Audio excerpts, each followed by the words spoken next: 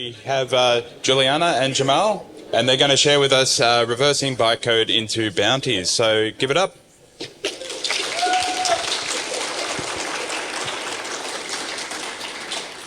Thanks. Hi, everyone. Welcome to our talk, Reversing Bytecode into Bounties. I'm Giuliana. I work on the security testing team at Atlassian, and this is Jamal. He works on the product security team at Atlassian, but did a brief stint in my team, which is where the good stuff from this presentation's come from. And today we're going to teach you how to hack plugins. So if you haven't heard of Atlassian before, we're a big software company that makes software for other companies. Two of our main products that I'm sure everyone here knows and loves completely. Confluence and Jira. So Confluence, you haven't heard of it. It's like online Word, and Jira helps you track tasks. So just for the context of this presentation, keep that in the back of your minds. We're a software company that makes software products that everyone loves, and plugins. We'll go into those and we'll get into that shortly. So we have two main offerings. If you've used Jira and Confluence, you might have used the cloud versions. If you're on a bit of the older side, maybe you've used the data center products, which are the on-premise versions that you can install locally on your computer and run them yourself, or on a host of servers or whatever floats your boat. They're the original ones that were created like over 20 years ago. And those products are the ones we're going to talk about today in terms of the plugins that belong to data center, or what we're going to refer to as DC in this presentation. So, yeah. Okay, so the Atlassian Marketplace is where you can download both the data center or DC apps and the cloud apps. It's marketplace.atlassian.com. And yeah, the DC versions of these apps are Java apps that you just download locally, and then you can upload them to wherever your Confluence or Jira instance might lie. That's why we kind of call them plugins rather than apps, because they're like directly plugging into the existing code of the product rather than the cloud apps, which themselves you download directly onto the cloud version, and it's all hosted by Atlassian, and you don't really see or touch that install process. So, yeah. Anyone can download these plugins. You could bring it up today and download a jar file and have the plugin locally without even a Confluence or Jira instance. They're free for the most part until you purchase a license for a lot of them. You can play around with them yourself. And a few months ago, we were tasked with pen testing some of these apps. And we were tasked with pen testing the riskiest ones, and we'll go through that process of like why we would do that, why do we care, and how to hack them as well. It's a pretty new process for us as well. So back to what I was mentioning about how these plugins reside on the same host as the app that's running like Jira or Confluence, it makes the attack surface pretty large and pretty risky, because the plugins are using the same exact like database that Jira and Confluence is using to store like the bulk of what's important, what our customers care about, right? It was designed this way a long time ago because like the founders wanted extensibility and really customizability and the ability for marketplace vendors to kind of like borrow a lot of functionality from the existing Jira and Confluence. So they're quite powerful as well. And that's what makes them quite risky, given they can do a lot and they're very tightly coupled with Jira and Confluence. So we had a couple incidents over the years involving compromises of apps, which then resulted in the compromise of the Jira and Confluence enterprise DC version of some large customers, which raised our concerns. It's not something that's entirely within our control in order to, we don't own this code. This code's written by third-party vendors. It's like downloading something from the App Store. Apple doesn't have control over the code that gets written on the App Store. They can just manage the ecosystem. So apart from doing some things to help make that ecosystem better, how do we actually ensure the code on there is secure? It's really hard. So our team got asked to pen test the apps, and usually we're pretty good at pen testing code we own because we're used to doing white box tests, but this was a pretty new surface area for us because it's code we don't own. these apps are jar files written by other people. How do we pen test them in a way that we feel confident that we've covered them really well? So the project was called Too Big to Fail, and it actually included both the cloud and the DC apps. But we're quite a small team at Atlassian with pen testing, so we borrowed some help from consultants and our suppliers to get some of the cloud stuff done, and our internal team focused a lot on these DC apps. So yeah, we tested around 20 of the most risky apps based on a bunch of parameters, including like how many install counts the app might have and what types of customers, if they're really large enterprise customers that have them installed. But yeah, 20 apps, which is where we found 18 vulnerabilities, which is almost one per app, and 13 were high and critical, which we think is pretty... I mean, it's good in terms of outcome for our team, not so good in terms of the apps themselves. But if you're looking to then participate in a bug bounty program, it should give you a bit of confidence that, you know, there's a good chance that you'll find something, especially because we only looked at 20 to start with. We're going to look at more in the future, but maybe you'll beat us to it and find some of these vulns. We did the math, and this would have made us about 20K over 3 months if we were submitting them to the public bounty programs. So 3 months for us, 20K, that would have meant maybe 80K of income in the year. You know, that's okay. That's okay. It's not going to get us this beautiful $2 million house in Sydney. We'd need to do that work. We'd need to submit bugs for about 25 years and not spend a single cent on anything else if we wanted that. And I'd have to live with Jamal as well. But, you know, that's okay. Yeah. Okay, so we promised to tell you how to hack them, right? So we're going to go through, firstly, how to choose a target. A lot of apps on that marketplace.atlassian.com. How do you pick which one you're going to focus on? Then we're going to show you how to decompile them. They're jar files after all, and we are white box hackers. We like code a lot. So if we can decompile them and use the source code to find vulnerabilities, we're really happy. And then obviously doing a code review on that code. And finally, the fun part, actually testing and finding the vulnerabilities. So let's kick it off. The first step, how do we choose a good target for hacking? Here's two of some of the most popular DC plugins for Jira, these ones are for. Some of you might have heard of them. It's okay if you haven't. Script Runner for Jira and X-Ray Test Management for Jira. So notice that they've got a pretty high install count, almost 40,000 for each of them. Don't ask me why the ratings are out of 4. I don't know. It's really bugs me, but that's okay. Yeah, but one of them, Script Runner, lets you execute arbitrary code. So what could go wrong with that? That's like really, really awesome. And test management, this one, it does let you run tests and integrate with like your favorite pipeline software, like, I don't know, Jenkins or Bitbucket pipelines. And yeah, you can execute developer written tests. So also kind of code execution, right? So the attack surface, like I was mentioning earlier, is pretty wide. There's a lot you can do with these apps, and they're pretty powerful. They've got a lot of functionality. So having a look at what one of these apps would look like on marketplace.atlassian.com, this one, Spreadsheets for Jira, is just one we've made up. It's a demo vulnerable app, and we'll share the code with you at the end of the presentation as well. It's the one we're going to be hacking today. Yeah, you can see, you might take a look at the install count. You might double check that it's definitely for data center. And then you might also notice if it's part of the bug bounty program. And that part's crucial, because if it's not, you're not going to get paid for finding vulns, right? So you really want to make sure it's part of the bug bounty program before you go and start hacking. Yeah. Okay, so on that same file, that's where you can download the jar file, the plugin in its entirety, to your local machine and get started on the hacking. So I'll pass it over to Jamal to explain what even is a jar file. Yeah, thank you. Thanks, Giuliana. So at this point, we're looking to hack a marketplace plugin. We've identified a plugin that we think looks interesting. It's got a high download count, and we've gone and downloaded that jar. But what is a jar? So a jar file is essentially a packaged up, it stands for Java archive, and it's a package of all of the class files, metadata, and other resources that that plugin needs to be able to run. So it includes everything that it needs. And these jar files are created so that you can easily distribute this plugin wherever you need to put it.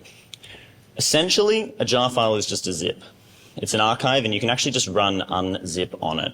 And that's going to be the first step that we do. By unzipping it, you get access to all of the resources, all of the class files, and all of the information that you need to then be able to decompile it.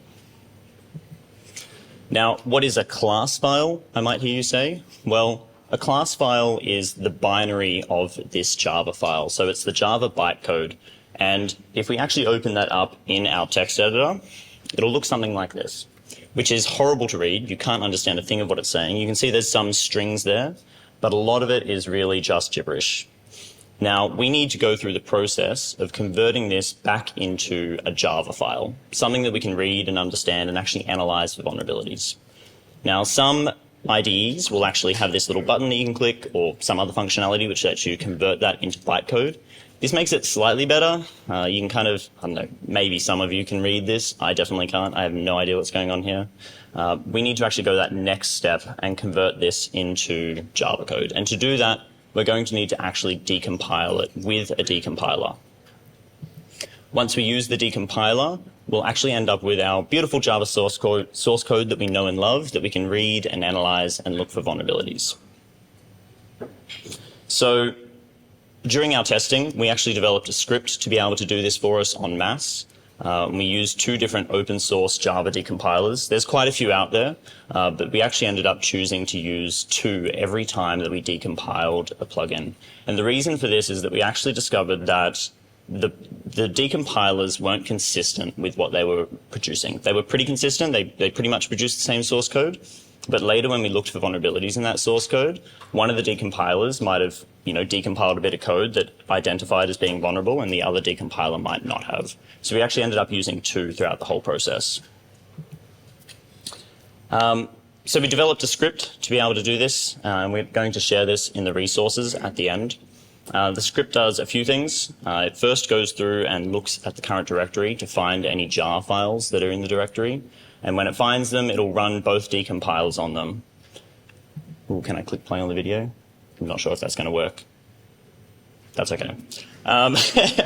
So we run our script, and it will go through and find all the jar files and decompile those. It's also going to unzip all the jar files so that we can get access to the metadata. There's a specific file in there that we'll show you later that is quite interesting and specific to Atlassian that will show you the routing paths for all of the REST endpoints that you might want to look at. And the other thing that it's going to do is occasionally when you download a marketplace plugin, you're going to get an OBR file instead of a jar file. The decompile script that we've created handles those as well. It essentially unzips the OBR file and then goes through it and looks for all the jar files that are inside it and then decompiles each of those. Now, the plugin that we're looking at today, the demo vulnerable plugin, it's a very simple plugin, right? We've made it to be very simple. It's got one vulnerability that it's vulnerable to, which is also very basic, and it doesn't have a lot of code. So it decompiles very quickly. But if you're downloading a plugin off the marketplace, say ScriptRunner or X-Ray, they're going to take substantially longer to decompile. Because the jar file actually contains everything that this plugin needs to run, that includes all of the third-party libraries, literally all of the code that it needs. So when you decompile it, it's also going to be decompiling Jackson, JSON, JSoup, whatever other libraries that needs to run. And you're going to end up with quite a complex directory of decompiled code. So if you run the decompiler on our demo plugin, you get this very nice, neat sort of directory structure. Again, if you're running it on an actual plugin, this is going to be a lot bigger. The key things that you're going to get here, up the top here you can see, I don't know if my pointer shows up, it does. You're going to get the spreadsheets for Jira snapshot directory. This is the unzipped jar. So in here you're going to have interesting metadata. A key one that we'll look at later is the Atlassian plugin.xml. This has all the routing information. And you're also going to get a bunch of resources, front-end velocity templates and things like that. The next thing you'll get is this decompiled directory with both a Procyon and CFR directory. Now, Procyon and CFR are the decompilers that we used. We'll also have links to those in the resources at the end. And that's going to then have all of the decompiled code. And you can see here we've got a more classic directory structure that you'd expect from Java, including our implementation and REST resources down here. All right, I'm going to hand back over to Jay. Cool. Okay, so the next step we have to do is use all that goodness, all the code that we've decompiled, and try and analyze it for leads, potential vulnerabilities that we might want to look for. Okay, so for most people, you might be familiar with SAS. It stands for Static Analysis Security Testing.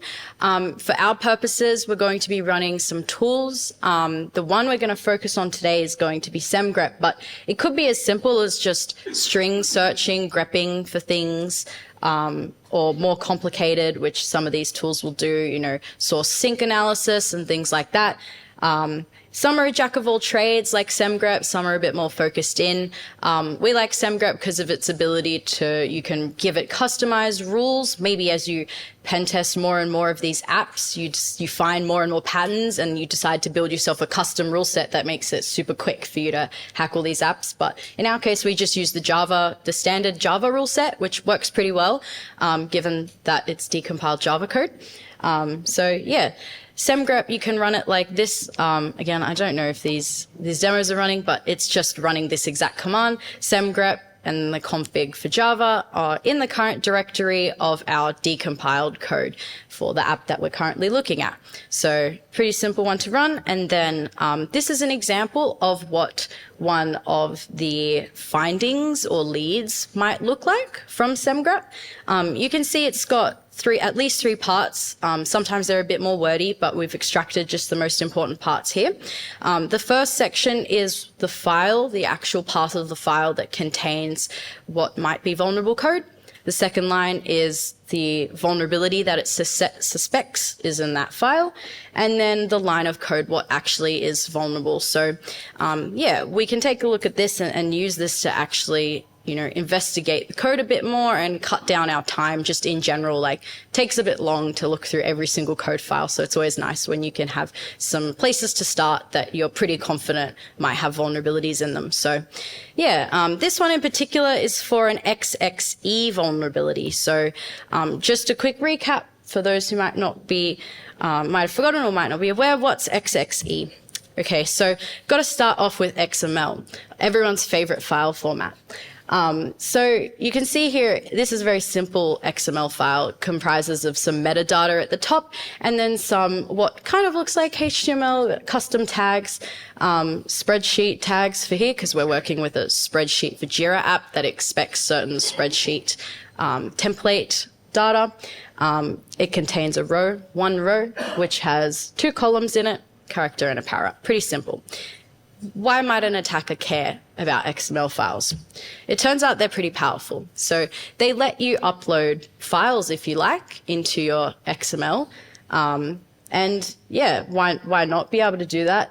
In this case, it's just a simple, seems like a pretty mundane, like power-up file that you might want to display as like an image inside of your spreadsheet. Pretty normal, right?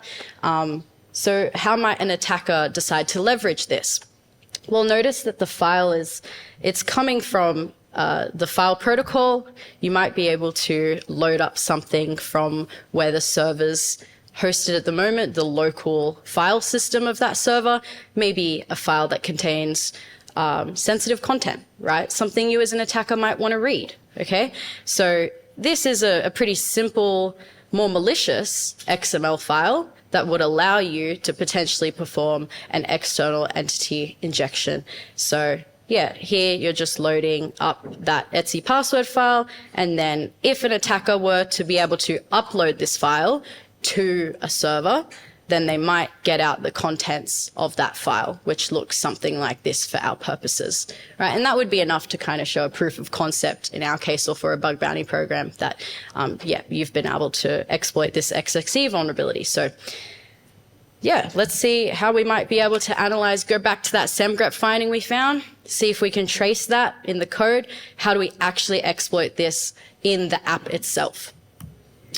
Okay, so we want to notice here the spreadsheet service implementation.java file. That's where we want to start. So we'll open up that file, which sits underneath the implementation directory from all of our decompiled code from earlier. So open that one up, and it looks a little like this. So you'll notice that vulnerable line of code that semgrep's pointing us towards. It doesn't look like anything stands out in terms of just that line itself when you look at it, but it's what's missing that kind of matters for XXE, in Java at least. And that's those lines of code that are kind of commented out that has been kindly included in the demo vulnerable app that probably won't be there in real life. But just for these purposes, XXE is generally present when you haven't added specific features enabled into that document builder factory that Java has. So you haven't set features to disallow doc type declarations or general entities and all of that good stuff that generally helps code be secure. So they're all commented out, which is helping us feel a little more confident now that we might have XXE, as long as there's some way for an attacker to actually upload a file, upload an XML file somewhere where this code is being executed. So let's take a look. BitSus. We want to trace this function or method name, process spreadsheet XML, and we can find some usages of that across our code base. Let's just open one of them up, the spreadsheet resource.java, which if you've had a keen eye here, you'll notice that's sitting in the REST directory, which is a good sign because it might be an API endpoint that's being exposed. So we can go have a look at that API endpoint. We'll see here there's a /process XML endpoint. It's of the post method type, and it's calling our vulnerable, what we think is our vulnerable method, which is good so far, as long as this endpoint's exposed, right? If it's exposed, then this is probably going to be vulnerable to XXE. So how do we find out if this endpoint's exposed for an Atlassian DC plugin? It's actually pretty easy. The Atlassian plugin XML file. This file exists for every single marketplace app that's uploaded to the marketplace. It's developed. It's a metadata file that also contains all the routing information like Jamal mentioned earlier. So if we take a look inside of that, the part we care about is this annotation here that defines the path, the version, and the package where the REST APIs for this plugin are defined. Now, it's all in the Atlassian docs. Remember, these are the plugins that are developed by people on the internet, so the docs for these plugins are really good, and you can go and read them and figure out exactly how routes are formed. But for purpose of the presentation, the way it works is that path, what's defined in that key, the spreadsheet value, that forms like the root path for your app's entire REST definition, and then it's followed by the version, so spreadsheet 1.0, and then it's followed by those endpoints that are defined in that file we just looked at, so process XML, and that will look something like this. The red part is the part defined by the app developer themselves, and then the Jira REST part, that's just something that every API has that's uploaded to, even the Jira, like Atlassian own APIs have this Jira REST at the start of them. So that's kind of just the root that you add to all of them, and then the stuff defined by the app developer. And it's quite simple then to build your full API path. Okay, so just to recap the files we used to do this source to sync analysis, we started in the spreadsheet service implementation, which contained the vulnerable code. We traced that to a REST endpoint inside of the spreadsheet resource.java, and then we were able to get the full path definition from the Atlassian plugin XML file. So yeah, just to remember, not all app structures will look identical. There might be a couple more jumps in between there for you, but the process is the same. Cool, okay. Some other tips, things that we found testing these plugins that might help you out finding bugs a bit faster. Okay, authorization annotations. Atlassian has some annotations that we designed for app developers to try and help them make it easier to secure their apps. Some of them are authorization related. And in our testing, we found that apps generally either used these everywhere and pretty well and extensively, or they just didn't at all. And you kind of knew in the first 5 minutes of reading the decompiled source code if this one's going to have some issues or not. Not always the case, but it's just a good indicator if you're really trying to find bugs fast. Being able to find these annotations and doing quick grep searches to see if they're used in the right spots, you might be able to get a quick win by just finding some endpoint that might be, not protected correctly or something like that. The next one is that all plugins have HTML encoding enabled by default. Unless the developers decide to use this annotation, the disable HTML escaping annotation, that will not like it says. It doesn't disable HTML escape. It disables HTML encoding. I don't know why it's named like this. It's old. Jira's old. Anyway, it is what it is. But if they've disabled this, you might just have an XSS on your hands as well. So another quick thing you can grep around for. Yeah.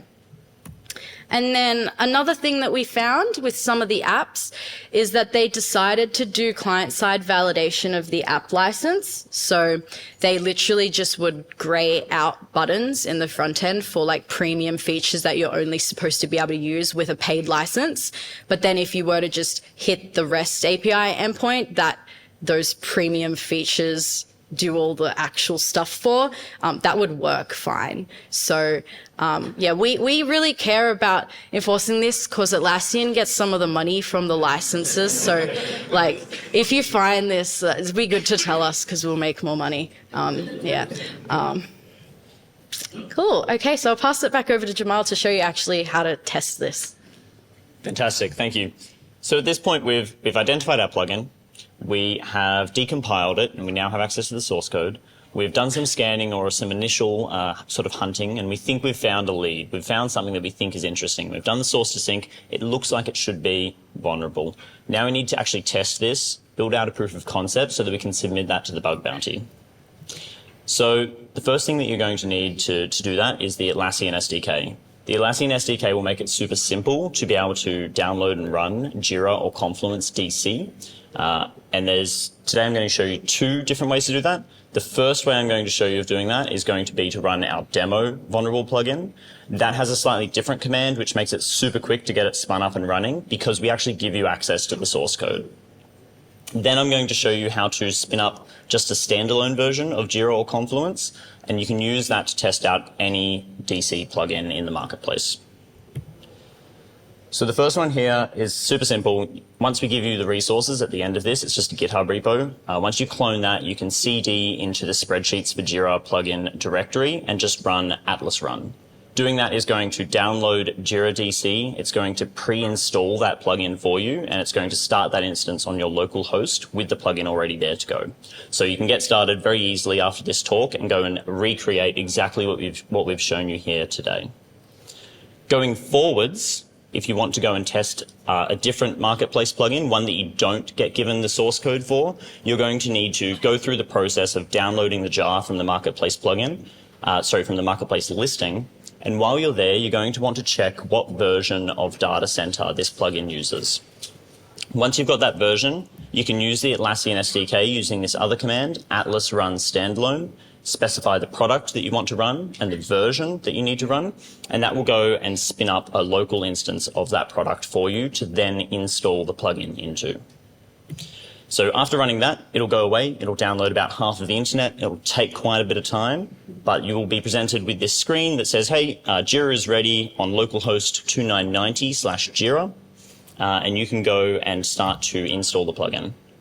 When you go to that link, you'll be presented with a login page. You can use the default credentials admin to log in as the admin, and it is the admin user that has permission to install plugins to that instance. Once you're in, up the top right, there's the little cog. You can hit that and then hit Manage Apps. From there, you'll see the list of all of the plugins that are currently installed in the instance. Now, our products actually do come pre-installed with a bunch of plugins.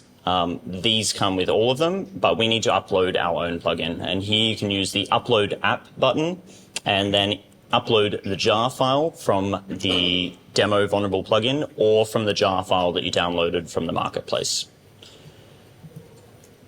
Upon doing that, it'll show up in the list of installed plugins for your instance. And the quickest way to actually start interacting with that plugin and actually playing around with the functionality that that plugin introduces is by coming down the bottom and clicking that configure button on the plugin. Clicking that will bring you into the functionality for the app. So for our demo vulnerable plugin, we have this functionality in here that says, hey, you can load spreadsheets and process XML to generate these spreadsheets. So for our demo plugin, we're going to click on that.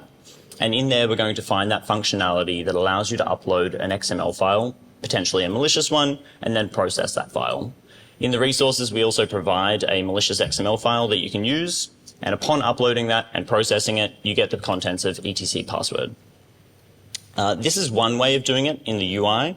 Of course, the other way that we could do it is by going through and using curl, using that REST endpoint that we discovered earlier.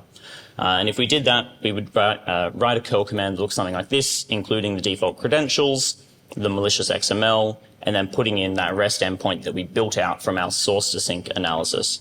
And that's going to get you the same results. You'll be presented etc password. So these are some of the benefits of using white box hacking. We call it glass box internally. I don't know why. White box hacking, you get access to the source code. You can run scanners. You can actually review that code and do that source to sink analysis that you otherwise can't do when you're doing black box testing. I'm very good at animating. This is all Jamal. Yeah.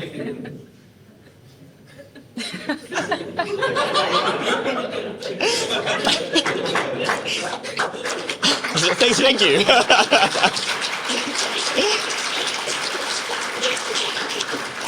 So some of you might be thinking, okay, this is all very cool, but it's very idealized. You know, what are the chances of actually having such a simple vulnerability in a production plugin? Surely our real production plugins aren't vulnerable to such basic vulnerabilities, right?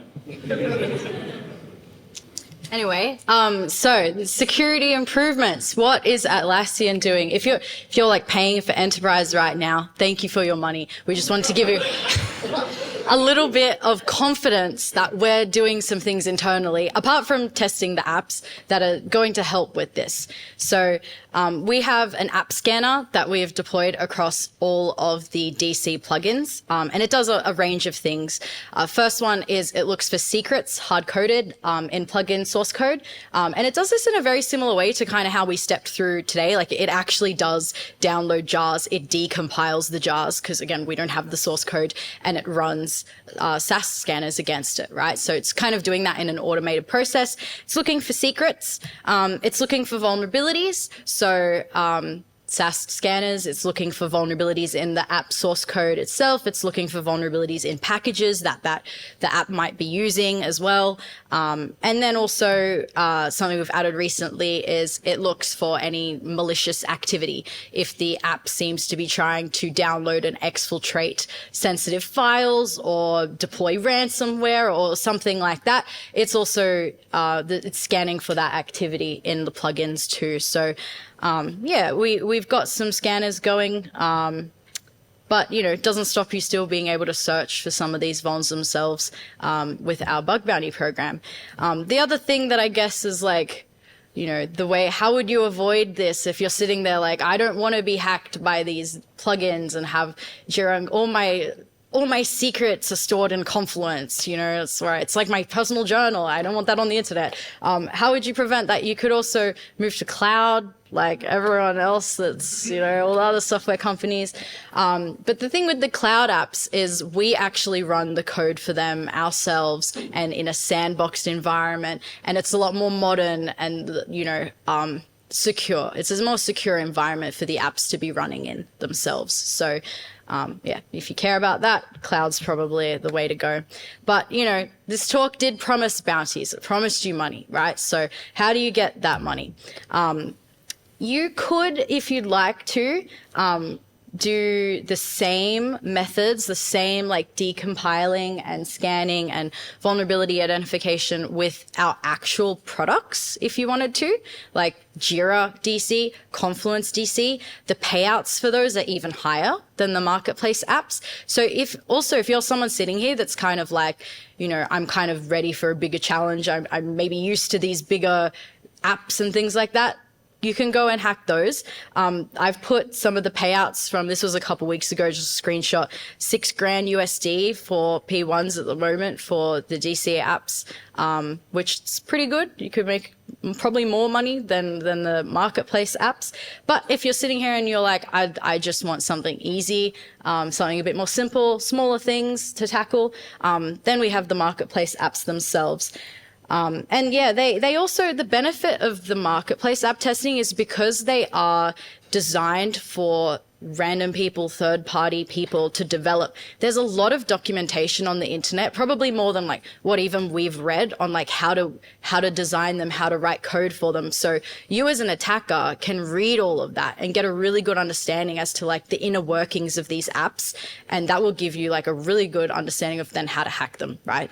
So yeah, it's a really great beginner area to get started in bug bounty stuff, I think.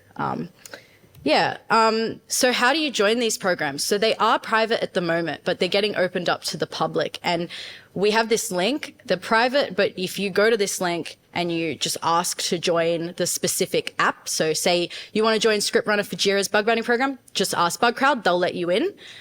So the other cool thing about that is because they're private programs, we haven't gotten many submissions for a lot of them. So the surface here for you to go and find potentially like low-hanging fruit is quite high, especially because there's much more apps on these programs than what we've even tested internally so far. So yeah, you can go to this link, create a ticket. Here's an example, like say this checklist for Jira by Hero Coders. We did this process like on our personal accounts just to make sure it all worked, what it would look like. So you just send BugCrowd a request, you say, hi, can I just join the Hero Coders private program? I want to find DC Marketplace plugin vulnerabilities. And then in our case, they replied to us the next day, not knowing that we work at Atlassian. So that's pretty cool. So that's good to know. Yeah, and they said like, thanks, here you go. Enjoy hunting, and we got invited within a day. So super easy to get added to these, and yeah, because they're private, you don't have, it's good because you don't have all these random people spamming with all these vulnerabilities. So it's good for you. If you're sick of Atlassian by the end of this talk, here's some other companies that also have Java software that they use. They also have public bounty programs that you can go and hack and use the same process of decompiling, code analysis, and testing that we showed you today, but in their software. And there's even greater amount of companies that have private programs. So maybe if you can find some bugs here, and then you can get invited to those and you'll become a Java expert. Cool. So if you're interested in any of the resources that we've been through today, the decompiling script, the vulnerable app, the link to submit things to the bounty program, where you can download all the Atlassian SDKs and the tools we use, SemGrep, all of that. Scan this QR code and you'll get all those resources. Promise it's a legit QR code. I promise. Cool. So yeah, if you have any questions, you can always email us. We have LinkedIn too, or you can ask us. We'll be around today as well. Yeah, thanks everyone. Thank you.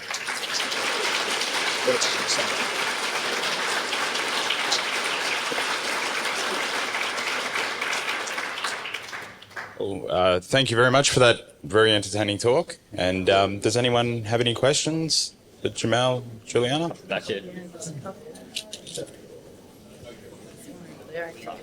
Questions here? That's good. I love it. Quick question. Thanks very much for the talk. It was awesome. I just wanted to ask, since Atlassian uses a lot of Spring MVC and componentry like that, have you ever dived into the internals of Spring, for example, looking at the routing mechanisms and the authentication componentry and things like that?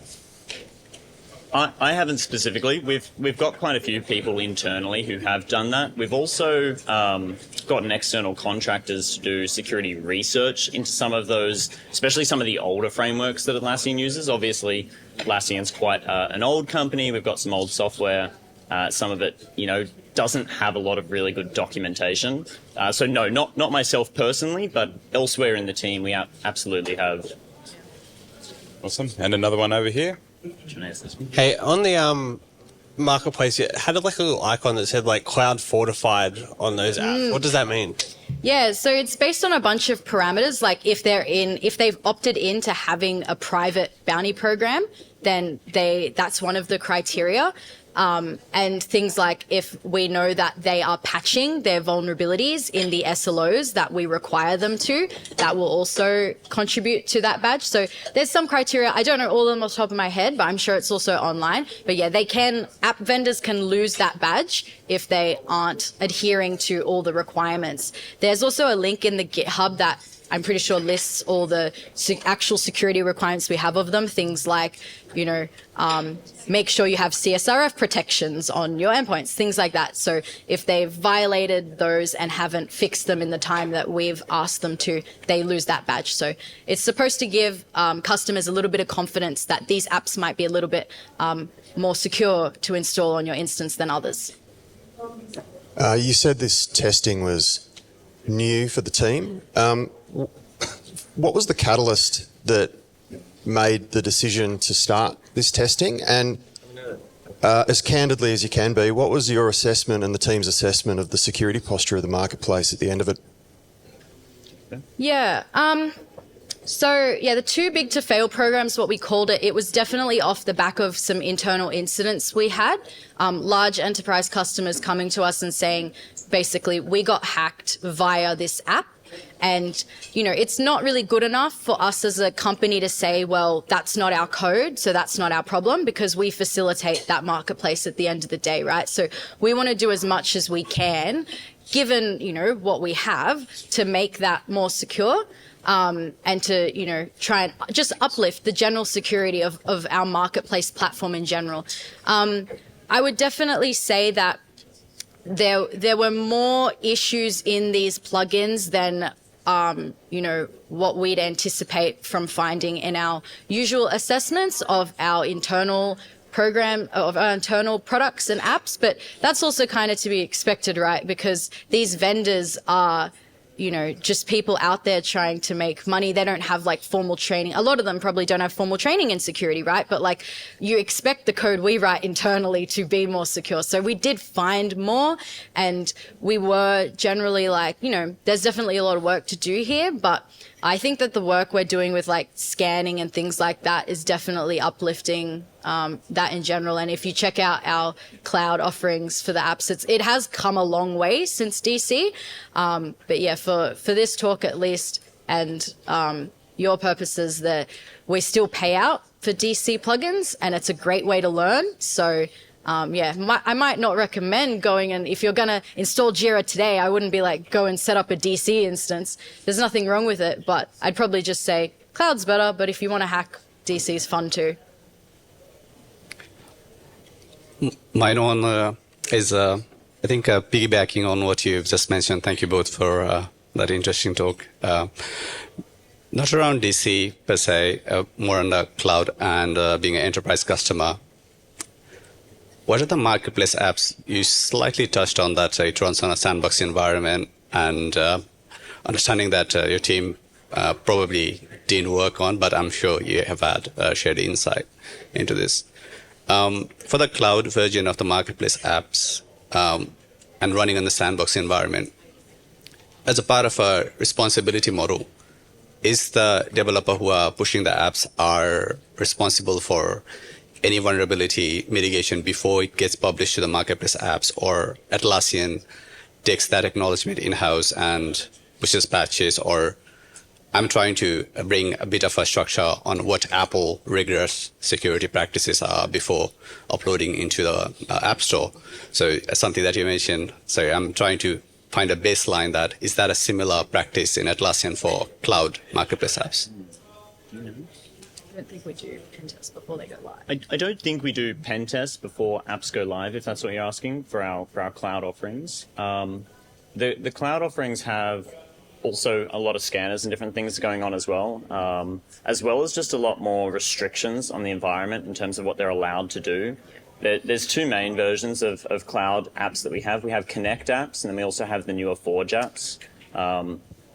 The Forge apps are essentially just like AWS Lambdas that are running in heavily sandboxed environments. And we've done we've done a lot of work to make the cloud products a lot more secure and isolated in what they can do, but I don't think there's necessarily, pre-published to marketplace pen tests that are occurring. Something I will add though is we have for cloud, when you install an app, it does like a similar thing to Apple where it tells you all the permissions that the app's asking for in cloud. So it will say like, this app's asking to maybe connect to an external URL. Here's the URL. So when you install it, you do get a lot more information about what the app's actually allowed to do. And by default, that permission set is extremely restrictive. Like it can basically do nothing without your permission. So a bit different. Fair. Thank you. Excellent. Thank you again, Giuliana and Jamal.